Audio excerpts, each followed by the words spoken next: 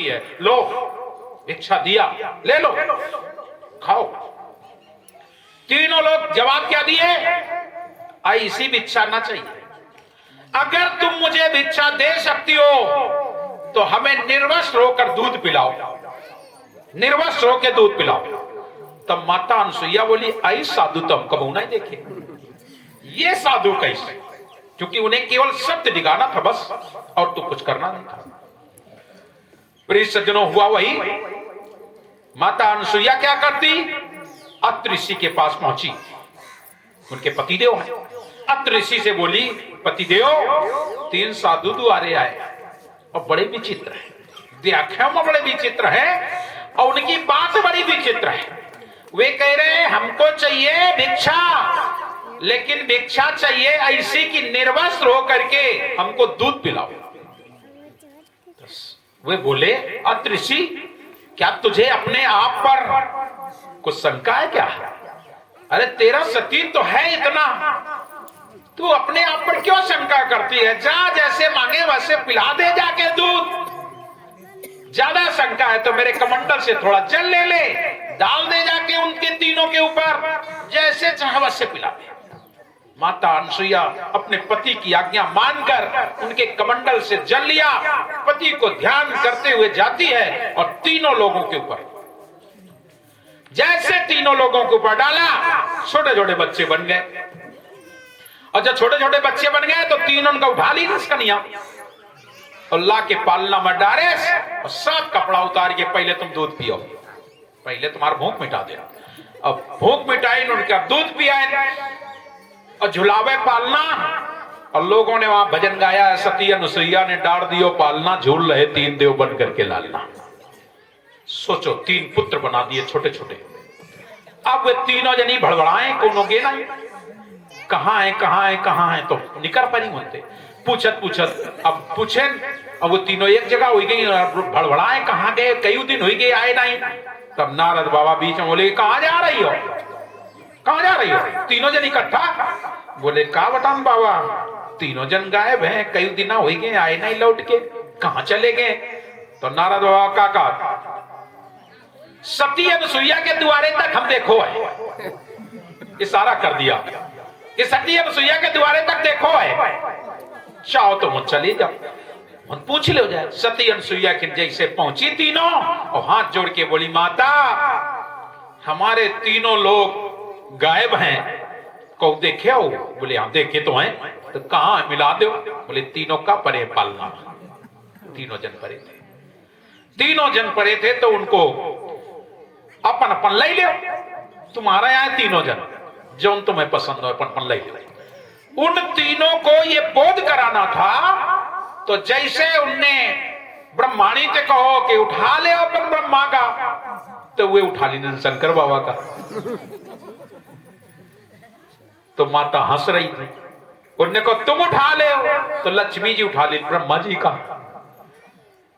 माता जी की बातों को जब माता जी हंसने लगी तो तीनों जन छोड़ दी, नैन पाए पकड़ ली, नैन बोले हमार जय सते तैसे दे, जय सते तैसे दे दो। तब फिर उन्होंने जाके अत्रि ऋषि से निवेदन किया, फिर उन्होंने जल दिया, उन तीनों को ऊपर डाला, तो तीनों जैसे के तैसे हुए।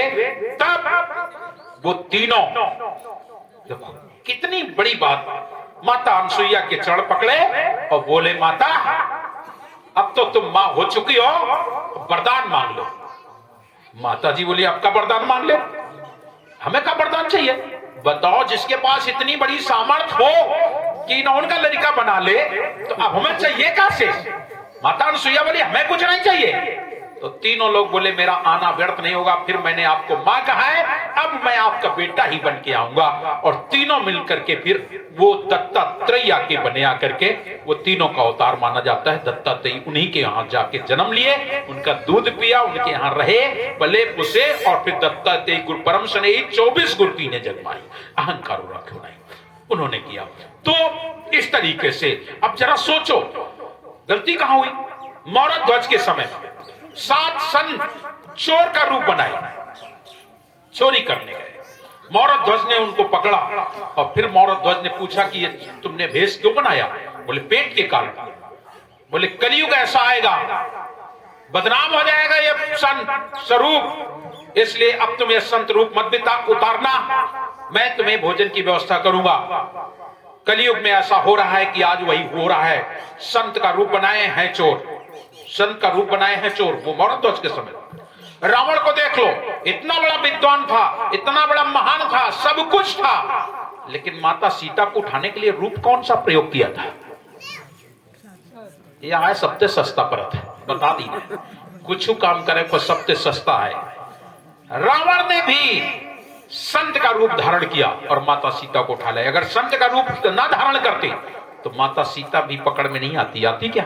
लेकिन इस रूप में आ गई, पकड़ लिया। तो ये स्वरूप ही कुछ ऐसा बन गया। संतों का स्वरूप बना करके लोग ना जाने क्या क्या करते हैं। तो संत स्वरूप वास्तव में पूजनीय है, वंदनीय है, पूजनीय है, वंदनीय है। संत के लिए साफ कहते हैं, जो ना होते संत जन तो जड़ जातो संसार। संत अगर ना होते तो जड़ जाता, लेकिन संत अगर संत है तो, और जहां संत नहीं है वहां मामला बिगड़ जाएगा। तो प्रिय सज्जनों, ये जो पूर्णदास हुए ये अच्छे संत थे, लेकिन बस वही हुआ कि भक्तों ने उन्हें ले गए और बुरहानपुर में उनकी शाखा अलग से चल गई।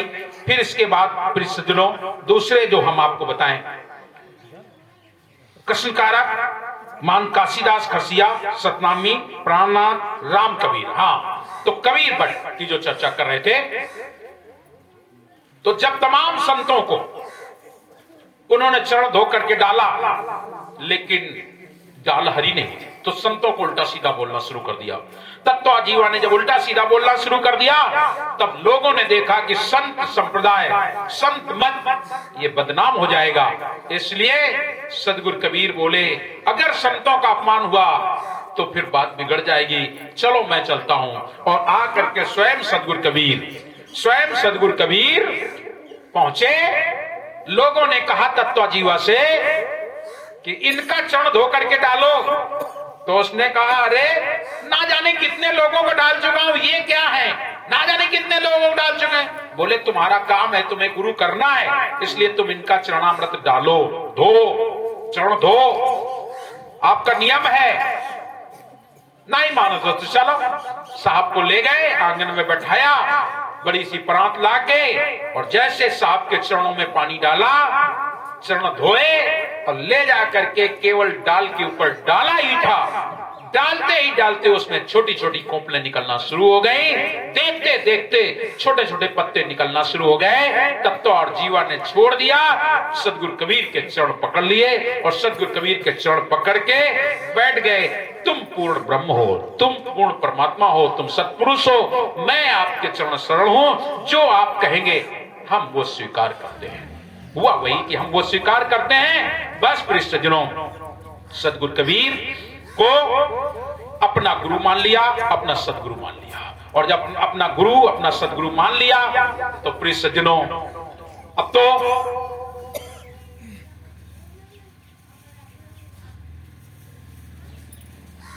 तत्व और जीवा दोनों लोग साहब के चरण शरण हो गए।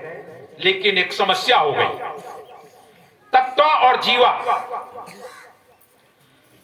दोनों लोग, दोनों भाई थे। अब वही समस्या समाज में चली आ रही है। जब बच्चे बड़े बड़े हुए तो ये हुआ कि शादी तो कोई शादी नहीं करे। काहे?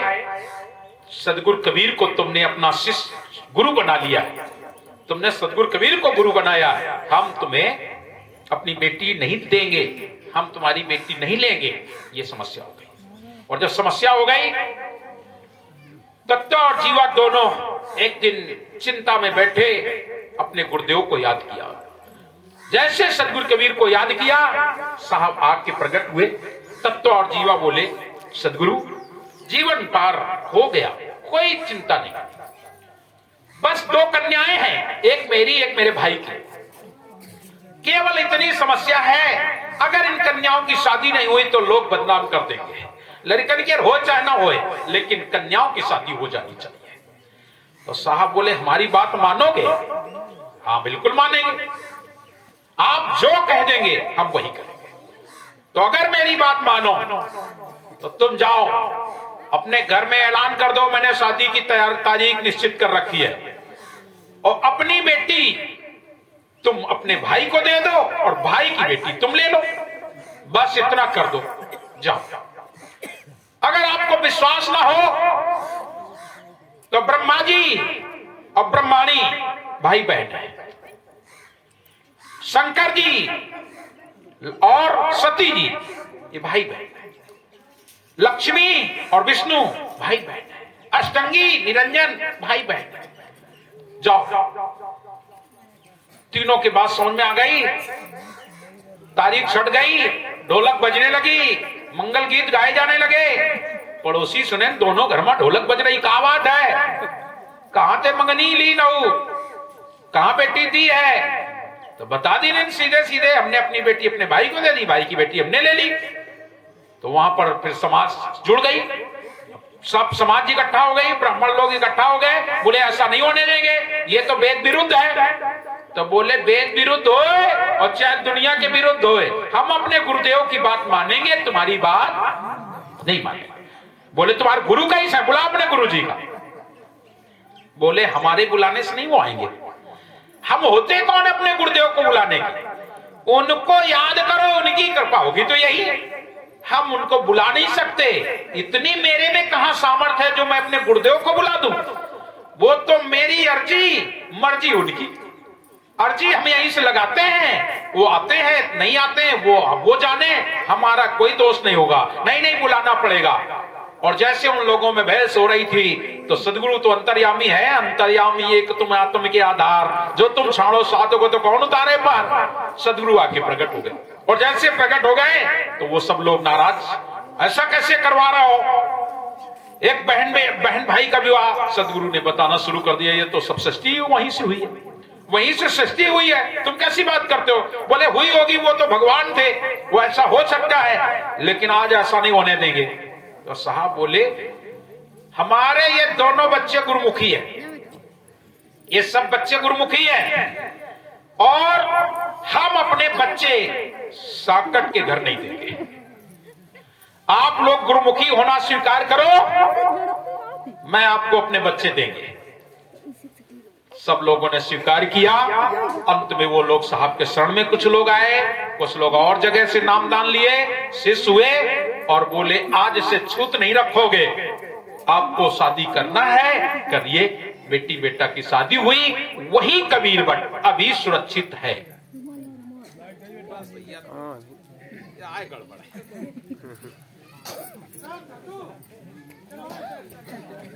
सब जन एक जन वही रहो करो, बिल्कुल वही के पास जनरेटर के पास एक जन वन बैठो, एक जन एन बैठो।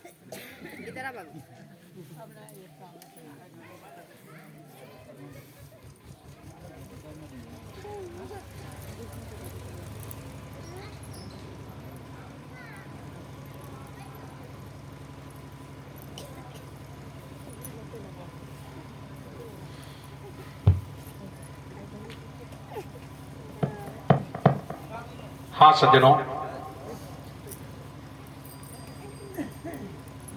वही कबीर भट्ट गुजरात में है, नर्मदा का तट है, भरूच शहर के नाम से जाना जाता है। बड़ौदरा स्टेशन है, बड़ी बड़ौदरा से उतरकर ट्रेन भी शायद जाती है भरूच तक, लेकिन छोटी कोई ट्रेनें जाती है, पैसेंजर गाड़ियां वहां रुकती हैं। आप वहां जाइए और वहां से फिर जैसे भरूच पहुंचेंगे, थोड़ी दूर पर नर्मदा है, वहां से आपको नाव के द्वारा, नाव लगी रहती बहुत, नाव में जाओ, आप उनको पैसा दीजिए, आपको उस पार उतार देंगे। जाइए देखिए कबीर भट्ट इतना सुंदर है। इतिहास में क्या वो बोलते हैं, एक किताब होती है गिनीज बुक, भारत में क्या पूरे विश्व में वो प्रसिद्ध होती है गिनीज बुक। गिनीज बुक में भारत के अंदर दो भट्ट की महिमा गाई गई है, एक कबीर भट्ट और एक कलकत्ता में कोई वृक्ष है। दोनों जो कबीर भट्ट है वो तो सीधे सीधे आपको पता लग रहा है, कबीर माने कबीर, भट्ट माने भट्ट, कबीर भट्ट है। आप वहां जाइए, इतना बड़ा तो है ही। हमने आपका गांव घूमा तो नहीं है, लेकिन कुछ आइडिया लगाया है, उससे बता रहे हैं कि आपके गांव से बड़ा होगा, जितना तुम्हारा गांव है इससे बड़ा होगा। मतलब उस बट वृक्ष के नीचे 5 से 10 लाख आदमी आराम से बैठ सकता है, आराम से सो सकता है। जब साहब गए थे, कबीर कुंभ लगा था, तब हमने देखा था, फिर भी वो बहुत खाली पड़ा था। सोच लो इतना बड़ा होगा, आपके गांव से बड़ा होगा। और मूल वृक्ष अभी आप बता नहीं सकते कि मूल डाल कौन है, क्योंकि 600 वर्ष पुरानी बात हो गई है। उसमें बहुत सारे वृक्ष की डालें टूटती भी हैं, लगती भी हैं, और सब एक दूसरे से जुड़ी है, सब एक दूसरे से जुड़ी हुई आपको मिलेगी। वो कबीर बट है सुरक्षित, बीच में साहब का मंदिर बना हुआ है। और ये तत्व और जीवा दोनों लोग ब्राह्मण समाज से थे, शायद हमारा लगता है दुबे परिवार है। आज भी वो लोग वहां पर मंदिर के पुजारी होते हैं। इस समय पर वहां राजेंद्र दास करके पुजारी है, मान साहब हैं जो, और हमारी उम्र से कम है, हमसे छोटे हैं। हम जब गए थे तो हमारी उनकी मुलाकात 2 बार हुई, हमारी उम्र से छोटे हैं, मतलब उस समय उनकी उम्र 45-50 के करीब में हो गई। राजेंद्र दास हैं, उनसे भी मैंने पूछा तो वो खुद बता रहे थे कि साहब मुझे नहीं पता, लेकिन 50-55 साल 50-55 पीढ़ियां हो गई हैं हमें यहाँ पर पुजारीगिरी करते। और वो कबीर बट है, वहां पर सदगुरु कबीर की विशाल मूर्ति है। और सभी भगवान, मतलब बता दिया, जितने लोग पूछते हैं, रामचंद्र जी हैं, कृष्णचंद्र जी हैं, भगवान शंकर हैं, देवी है, और जितनी राधा रुक्मणी, सब की छोटी छोटी मूर्तियां, वो एक मंदिर है, उसमें बस ऐसे किनारे किनारे सब बैठे हैं, और बीच में साहब की मूर्ति। जो लोग गए हैं, आप लोगों ने देखा कि नहीं, कुछ लोग गए हैं इसमें से, वो राम कबीर की स्थापना हुई। और वहां पर आज भी लोग कबीरपंथी होते हैं। ये राम कबीर संप्रदाय चला। इसके बाद एक टकसारी शाखा है, टकसारी शाखा है, वो भी चलती है। कमाल साहब और उनकी परंपरा, ये कमाल साहब ये भी गुजरात में चलती है, क्योंकि कमाल साहब ने अपना शिष्य दरिया, क्या नाम था, ऐसा कुछ नाम था उनका, उनको बनाया था। और वो गुजरात के थे, गुजरात में उनके साथ कोई दुर्घटना भी हुई थी, तो एक कमाल साहब की भी शाखा चलती है, एक ज्ञान साहब की शाखा। ये लोग कबीर पंथ को कबीर पंथ जैसा बताते हैं, कबीर साहब को कबीर पूर्ण ब्रह्म परमात्मा सत्पुरुष बताते हैं। वो शाखाएं तुम्हें बताई। इसके बाद में स्थल तो बहुत है, छोटे छोटे स्थलों की कोई गिनती नहीं, बड़े बड़े स्थल जो साहब कबीर से संबंधित हैं। कबीर प्रगट स्थल लहर तालाब आज भी सुरक्षित है, आप लोग जाकर देख सकते हैं। कबीर पंथ का उद्गम स्थल बांधवगढ़, अभी मैंने आपको बताया है, बांधवगढ़ अगहन पूर्णिमा में खुलता है, आप जा सकते हैं। मुक्तामणि नाम कुदुरमाल छत्तीसगढ़ में पाया जाता है। अब बिलासपुर, और ये पहले स्टेशन, बिलासपुर से फिर आपको एक गाड़ी मिलेगी जो उर्गा स्टेशन चौक पहुंचाएगी। उर्गा स्टेशन से फिर आपको ऑटो मिलेगी, वहां से आप कुदुरमाल पहुंच सकेंगे। कुदुरमाल पर 2 लोगों की समाधियां हैं तो 3 समाधियां, लेकिन 2 समाधि वहां पर वंशगुरु की हैं, मुक्तामणि नाम साहब और कुलपति नाम साहब, 2 लोगों की वहां समाधि स्थल है। बढ़िया सुंदर रमणी के स्थल है। हटकेश्वर धाम है, एक कबीर पंथ का, वो भी छत्तीसगढ़ में पाया जाता है। रतनपुर है सुदर्शन धाम, वहां पर सुदर्शन नाम साहब दूसरे वंशगुरु, उनका स्थान है, वहां पर बहुत सुंदर स्थान बन चुका है। आप लोग मोबाइल में डालोगे सुदर्शन धाम तो देखने को मिल जाएगा। कबीर चौरा मठ जगन्नाथपुरी हम लोग जा चुके हैं, आप लोग भी जाइए, बहुत अच्छा स्थल है। कबीर साहब की और जगन्नाथ पूरी स्थापना की आप लोग रोज भागवत भी कई बार सुन चुके हैं, उनकी बातें बताया करता हूं, जाके देखिए। है आज भी कबीर आशावाड़ी जो है वो नीचे है, आप लोग जाएंगे तो देखेंगे नीचे है। और जबकि आप ऊपर से चढ़ेंगे तो हमें लगता है कि 15-20 फीट नीचे हो, इतनी नीचे पर वो वहीं स्थित है आशावाड़ी। और जबकि स्थल ऊंचे हो गए हैं, लोगों ने मंदिर जो बनाए हैं और रास्ते बनाए, मकान बनाए, ऊंचाई से पुरा के बनाए, लेकिन अभी भी आशावाड़ी वहीं गड़ी और वैसे ही सुरक्षित एक छोटा सा मंदिर बना दिया गया है। बात बाकी जैसे का तैसा है। जगन्नाथपुरी स्थापना जो हुई है वो भगवान कृष्ण के अंतिम समय, अंतिम लीला है। भगवान कृष्ण का जब अंतिम समय हुआ तो निरंजन जी ने कहा था कि कलयुग में तुम कबीर नाम से जाओगे, कबीर पंथ चलाओगे, तो पहले मेरी स्थापना करवा देना, बाद में आप अपना पंथ चलाना। तो सदगुरु कबीर वहां पहुंचे। इंद्र दमन राजा, उस समय इंद्र दमन के राजा के पिताजी का नाम था गाल माधव नील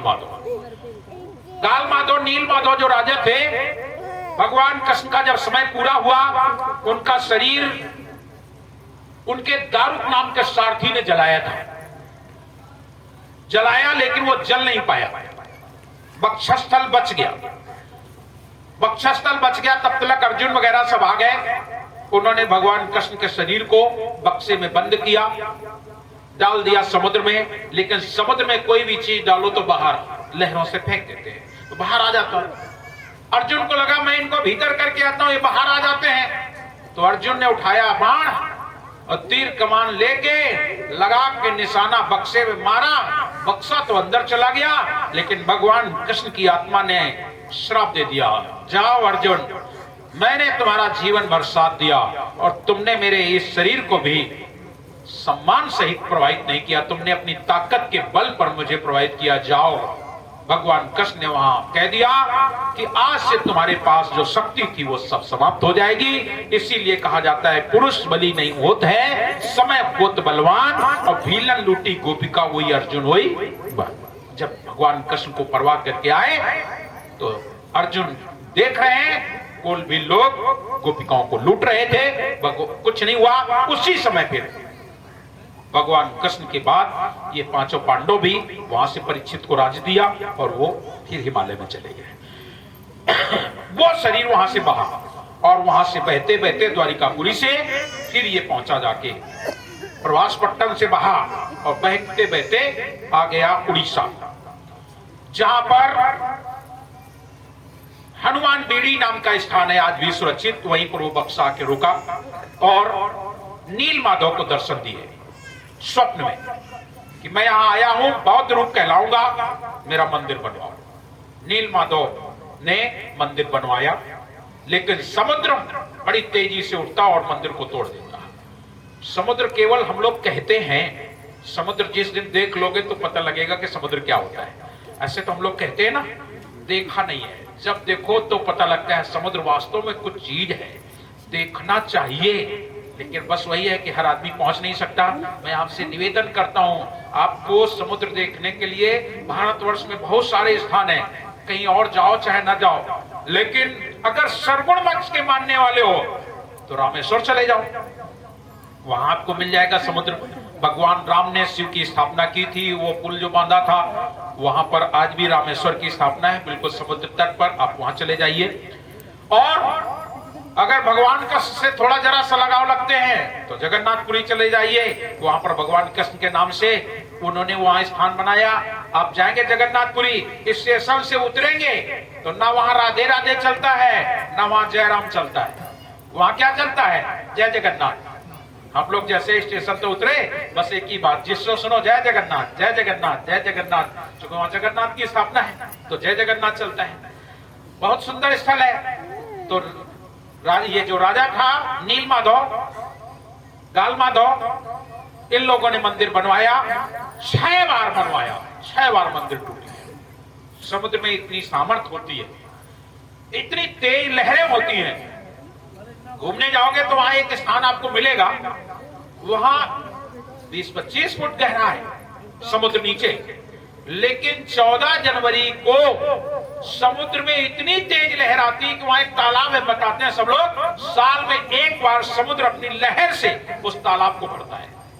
अब जाएंगे, वहां कोई मकान नहीं है, बस लोग कार ऐसे गुमटी उमटी रख के अपना बेचते हैं, लोग जाते हैं, खाने पीने कुछ चीजें मिल जाती हैं, बाद बाकी वहां मकान नहीं। क्यों? अगर मकान बनेगा तो टूट जाएगा।